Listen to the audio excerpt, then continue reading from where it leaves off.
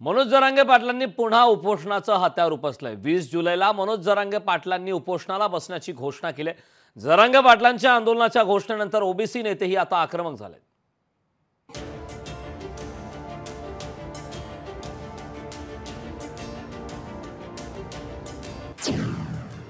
जरांगेंच्या आंदोलनाला ओबीसींचं आंदोलनानं उत्तर। जरांगेंच्या उपोषणाविरोधात ओबीसीही उपोषण करणार। जरांगेंच्या आंदोलनाविरोधात ओबीसी नेते आक्रमक। मनोज जरांगे पाटलांनी पुन्हा उपोषणाचं हत्यार उपसलंय। 20 जुलैला मनोज जरांगे पाटलांनी उपोषणाला बसण्याची घोषणा केली आहे। मराठ्यांना ओबीसी समाजातून आरक्षण देण्यास सरकार चालढकल करत असल्याचा आरोप जरांगेंनी केला। सरकारला मराठा आरक्षणाचा निर्णय घेण्याची ही शेवटची संधी असल्याचं जरांगे पाटील म्हणाले। मी आज संभाजीनगर मधून जाहीर सांगतो, जर तुम्ही आज रात्रीत नाही दिलं, कारण मी 2-4 दिवस बाहेर असल्या कारणानं पुन्हा मी 20 तारखेला स्थगित केलेलं आमरण उपोषण हे अंतरवाली सुरू करतोय आणि कठोर करतोय। आता मेलो तरी माग हटणार नाही, पण मराठ्यावर गुलाल मी टाकणार आहे। मनोज जरांगे पाटलांच्या आंदोलनाच्या घोषणेनंतर ओबीसी नेतेही आक्रमक झालेत। जरांगेंच्या आंदोलनाविरोधात ओबीसी नेतेही प्रति आंदोलन उभारणार असल्याची घोषणा प्रकाश शेंडेंनी केली आहे। उपोषण फक्त एका जरांगे पाटलांना करता येतं असं नाही, असंही शेंडेंनी सुनावलं। आंदोलन तुम्हाला करता येते, आम्हालाही आंदोलनाचा अधिकार जो आहे बाबासाहेब आंबेडकर आम्हालाही दिलेला आहे। हाकेंचं आंदोलन सगळ्यांनी पाहिलेलं आहे, ती फक्त झाकी आहे।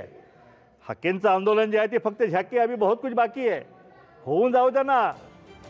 मनोज जरांगेंनी आंदोलनाचं भूत उभं केल्याचा आरोप ओबीसी नेते लक्ष्मण हाकेंनी केलाय। जरांगे नावाच्या भूताला सरकारनं बाटलीत बंद करावं अशी मागणीही हाकेंनी केली।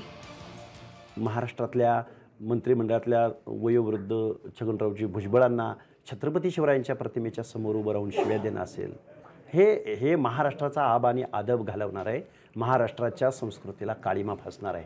आम्ही पण आंदोलनं करतो ना, तर ह्या जरांगे नावाच्या भूताला या सरकारनं वेळीच वर घातली पाहिजे। दुसरीकडे पाणी पुरवठा मंत्री गुलाबराव पाटील यांनीही जरांगे पाटलांनी संयम बाळगावा असं आवाहन केलं।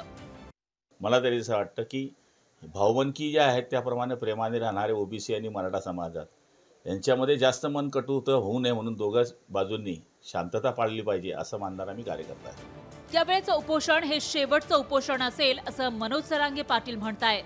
त्यांच्या आंदोलनाची धार बोथट करण्यासाठी ओबीसी नेत्यांकडूनही आंदोलन उभं करण्याची शक्यता नाकारता येत नाही। ओबीसींनीही उपोषण सुरू केल्यास मराठा आंदोलनाची धार कायम राहते का ते पाहावं लागेल। ब्युरो रिपोर्ट, लोकशाही मराठी, मुंबई।